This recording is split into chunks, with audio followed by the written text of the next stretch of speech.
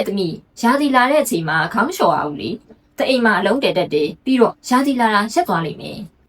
ဒီလိုမျိုးတွေကိုကြားဦးကြမယ်ထင်ပါတယ်ရှင်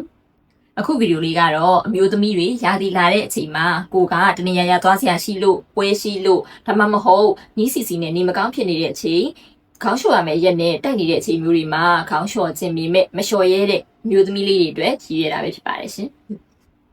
ရာသီလာတဲ့အချိန်ခေါင်းလျှော်လိုက်မယ်ဆိုရင်ခေါင်းမှာသွေးခက်တတ်တယ်တအိမ်မှာအလုံးတက်တတ်တယ်ပြီးတော့ရာသီသွေးရာသီလာတာရက်သွားမယ်ကျန်းမာရေးမကောင်းမှုဆိုပြီးရခါကြတော့ဟိုရင်ချင်းတွေကပြောတတ်တဲ့ရှိတာကိုကြားဖို့ကြမယ်ထင်ပါတယ်ရှင်ဥပမာအားဖြင့်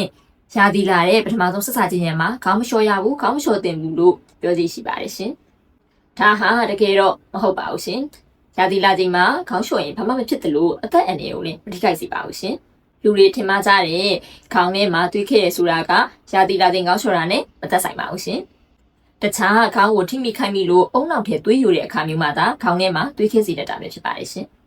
နောက်တစ်ချက်လူတွေထင်မှားကြတဲ့တအိမ်မှာအလုံးတည်တယ်ဆိုတာကလည်းရာသီလာချိန်ခေါင်းလျှော်တာနဲ့မသက်ဆိုင်ပါဘူးရှင်